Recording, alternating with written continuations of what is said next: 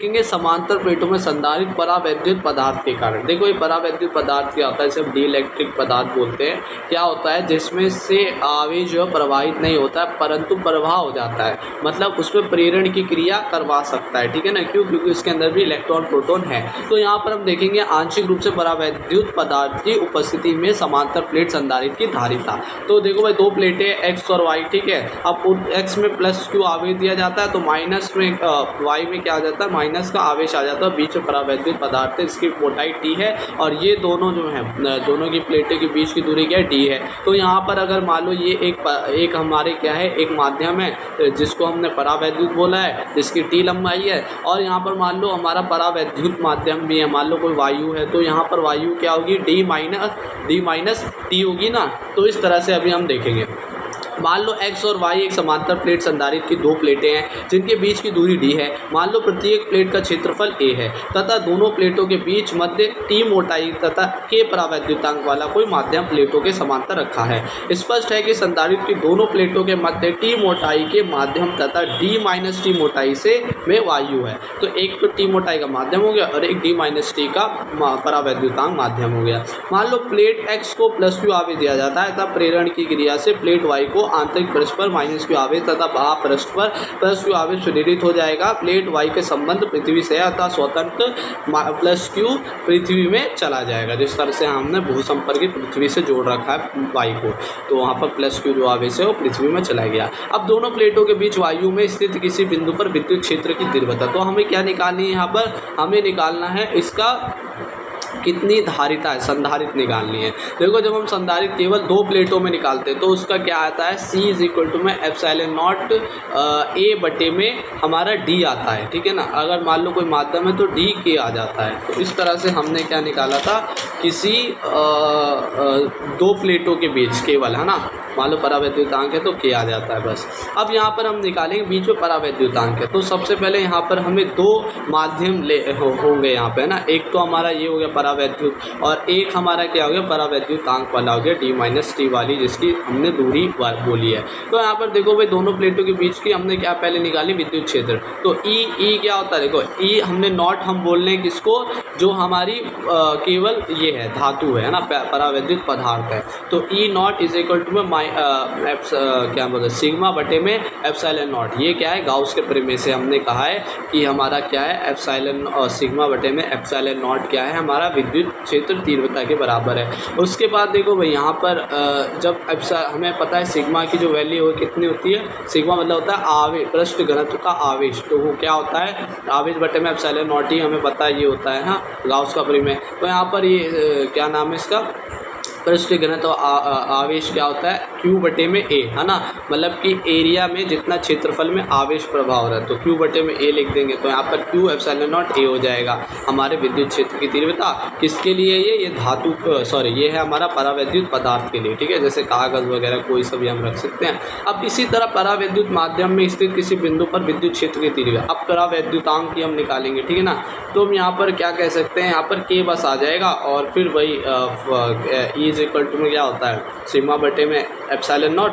तो यहाँ पर केवल K आ जाएगा और फिर सिग्मा की वैल्यू लिखते हैं, Q बटे में K एप्सिलॉन नॉट A आ जाएगा। तो वो समीकरण 1 है, समीकरण 2 है। अब यहाँ पर देखो भाई, हमें पता है A और B के बीच में विभवांतर अब निकालना है। ठीक है ना, तो विभवांतर क्या होता है, देखो E जो है और B है उसका संबंध क्या होता है, E equal to V by D होता है। तो V को हम इधर लाएंगे तो ये हो जाएगा E गुणा में D। तो E D करेंगे, E क्या होती है, विद्युत क्षेत्र तीव्रता, और D क्या है, दूरी। तो यहाँ पर तीव्रता की दूरी से मल्टीप्लाई करना है। तो तीव्रता यहाँ पर हमने निकाल ली है, Q बटे में एप्सिलॉन नॉट A पहले की है, और इसकी दूरी कितनी होगी, देखो हमने एप्सिलॉन नॉट को क्या माना है, हमने माना है इसको धातु, तो इसकी हो जाएगी T।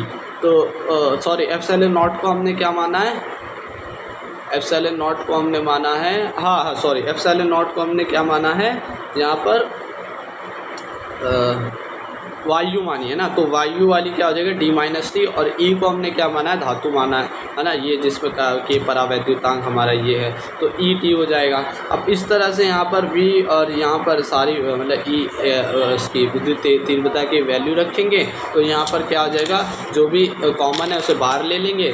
तो उसके बाद जो हमारा कट पिट के आंसर आएगा वो क्या आएगा, देखो भाई, वो आंसर आएगा हमारा C इज इक्वल टू में एप्सिलॉन नॉट ए बटे में डी माइनस टी और प्लस का टी बटे में के, या हम टी को कॉमन लेकर क्या कर सकते हैं, D minus T plus 1/k भी कर सकते हैं। और यहाँ पर प्लस माइनस हो रहा है तो यहाँ पर हम टी माइनस टी 1 - 1/k हम कर सकते हैं। तो हमारा जो धारिता है ये किसी बीच में परावैद्युत माध्यम रखने पर C = में एप्सिलॉन नॉट ए बटे में टी माइनस टी और ब्रैकेट में 1 - a बटे में k। तो इस तरह से हमारा अभिष्ट व्यंजक आ गया है। हम देखेंगे संधारित्र का श्रेणी क्रम संयोजन। देखो भाई हमने यहाँ पर क्या करा है, संधारित्र में बहुत सारे और उन्हें श्रेणी क्रम जोड़ दिया है और फिर देखो यहाँ पर हमने आवेश दिया है जो कि प्लस माइनस इस तरह से आवेश प्रेरित हो जाएगा। तो माना 3 संधारित्र क्रमशः श्रेणी क्रम में जोड़े गए हैं जिनकी धारिता क्रमशः C1, C2, C3 है। जब पहले प्लेट को +Q आवेश दिया जाता है तो प्रेरण की क्रिया से प्रत्येक संधारित्र के पहले पर क्या देता है +Q, दूसरे प्लेट पर -Q आवेश उत्पन्न हो जाता है। तो इस तरह से है। अब देखो माना तीनों संधारित्र के बीच विभवांतर क्या है, विभवांतर इनके बीच में V1, V2, V3 है, ठीक है ना। तो यहाँ पर परिणामी विभवांतर क्या हो जाएगा, V = V1 + V2 + V3। और हमें पता है C = Q/V होता है ना संधारित्र का फॉर्मूला। तो यहाँ पर V क्या हो जाएगा, V = हो जाएगा Q/C। तो यहाँ पर जब हम यहाँ पर इसकी वैल्यू रखेंगे V की, है ना, तो V क्या हो जाएगा V1 में, अच्छा V में रखेंगे सारी वैल्यू तो V1 क्या हो जाएगा Q/C1, V2 क्या हो जाएगा Q/C2, V3 क्या हो जाएगा Q/C3। इस तरह हमने संधारित्र माने। अब यहाँ पर देखो समीकरण 1 से मान रखने पर, तो समीकरण 1 से मान रखने पर देखो भाई ये हमने क्या माना है, समीकरण 1 माना V + V2 V3। तो यहाँ पर सारे मान रखेंगे हम, हो जाएगा Q/C1 + Q/C2 + Q/C3। अब यहाँ पर कॉमन Q है बाहर ले लेंगे और 1/C1 1/C2 इस तरह से प्लस में आ जाएगा। अब देखो हमें पता है V = Q/C होता है अभी जो हमने देखा था। तो यहाँ पर V की वैल्यू Q/C रखेंगे, Q से Q कट जाएगा तो यहाँ पर 1/C मतलब 1/ संधारिता क्या आ जाएगा 1/C1 + 1/C2 + 1/C3। और इसी तरीके से अगर और भी संधारित्र है तो वो जुड़ते जाएंगे। तो यही परिणामी धारिता के लिए व्यंजक है। तो इस तरह से हमने क्या देखी, श्रेणी क्रम संयोजन देखा है। एक श्रेणी में इस तरह से अगर जुड़ाओ, और हमने उससे पहले क्या देखा था, परावैद्युत पदार्थ अगर हमारा कहाँ पर हो, 2 समांतर प्लेटों में हो तो उसकी संधारिता कितनी होती है, C = में एप्सिलॉन नॉट A बटे में D - T और ब्रैकेट में हम कर देंगे उसको तो 1 - 1/K हो जाएगा। तो इस तरह से अभी हमने देखी ये दोनों चीज़ें।